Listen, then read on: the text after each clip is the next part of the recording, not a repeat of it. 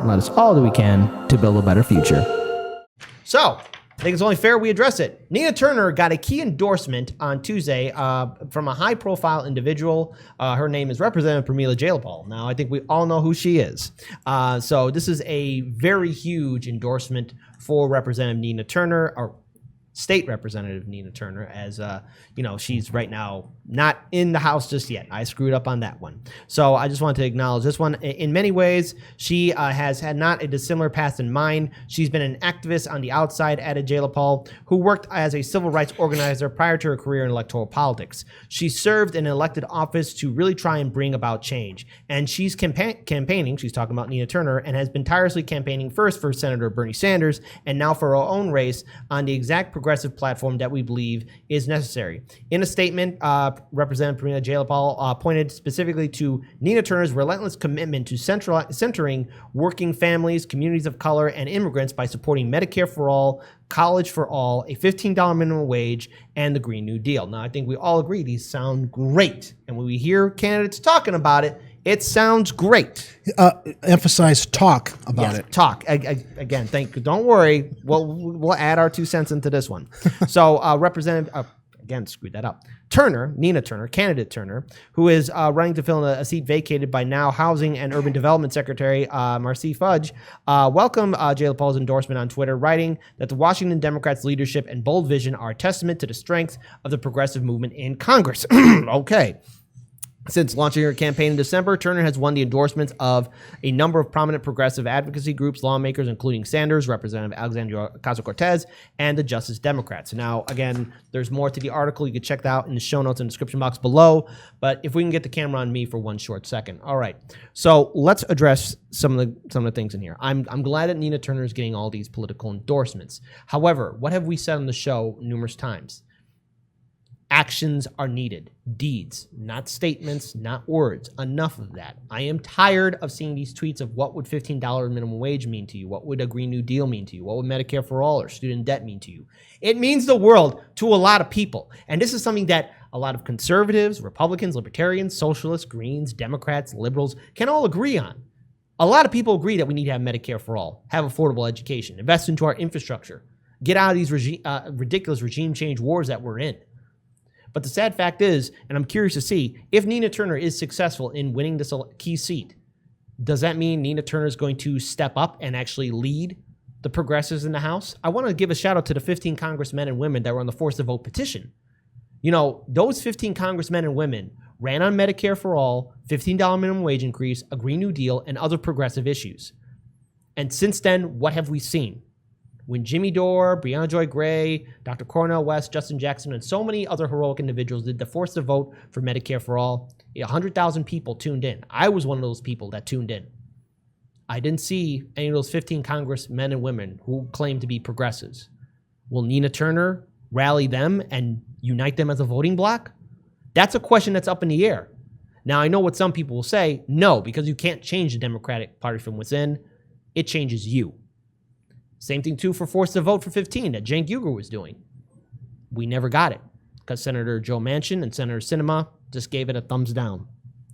So my question is, while on the one hand, this is great that she's getting all these endorsements, is Nina Turner prepared to step up to be a leader and maybe smack the heads of these 15 congressmen and women, actually unite them as a voting bloc? They have that power. Nina Turner has that charisma. She has a huge political following. Will she call on her followers to do town halls if people are afraid to do social gatherings? Will she actually use her political power and rally fellow activists to make their voices heard? Because it can be done. If Nina Turner were theoretically to get those 15 congressmen and women to do that, to rally with her, then we might see something. However, what have we seen firsthand? Again, after the evil orange man was kicked out, the progressives are applauding Biden, saying that he's exceeded our expectations. I'm prepared to be disappointed. Jerry. If she leads, will they follow? Or will they still continue to capitulate to Nancy Pelosi? and the rest of the establishment Democrats in Congress right now. I was watching a segment from the Convo Couch earlier today, and they made the comment, if you don't like the mafia, why don't you change it from the inside? It's kind of the same thing as what Jimmy Dore says, you don't change the party changes you. I like Nina Turner. I liked AOC. I liked Bernie.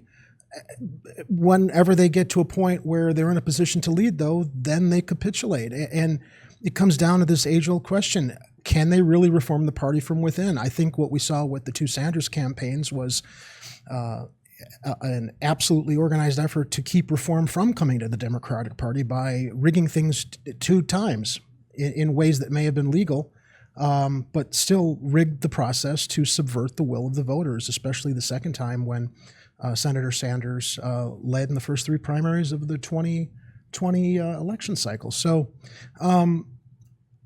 I don't know. I don't like to be cynical about these things. As I said, I like Nina Turner a lot.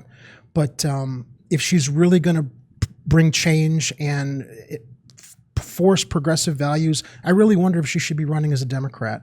It just seems that our system is so set up now to only serve both parties. There's no opportunity for third parties. There's no opportunity for outside voices to reform and change things because we've got 2 sides of the same coin right now with both parties. I feel as I've watched it, and my cynicism has grown over the years as I've witnessed what's been happening, not just in these last 2 election cycles, but prior to that, on reflection and Monday morning quarterbacking. Yeah, I think it's very important to point out that, and I want to give a shout out to this person in the live stream chat, Ted Maloof, Brianna Joy Gray had Nina Turner on her show, Bad Face Podcast, about forced to vote, and even Nina Turner did not participate in that forced to vote town hall that was hosted by Brianna Joy Gray, Jimmy Dore, Justin Jackson, Dr. Cornel West, and so many other heroic individuals. I mean, again, because if anyone was needed for that town hall event, not only besides the 15 congressmen and women that were on the forced to vote petition,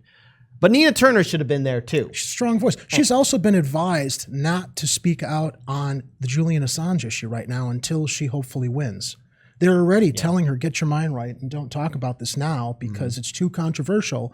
Wait till you get in. Well, when she gets in, is she going to be told not to talk about it then also, as we did with Force the Vote, as we saw with the $15 minimum wage? Let's not force Nancy Pelosi into forcing the vote now because we want to wait for that $15 minimum wage we're going to get. And we all saw where that went.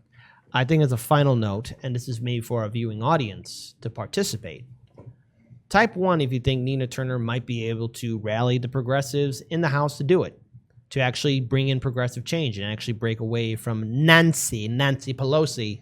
Who feeds people. Yeah, who feeds all the people. Just calm down. Or type 2 if you think nothing will fundamentally change.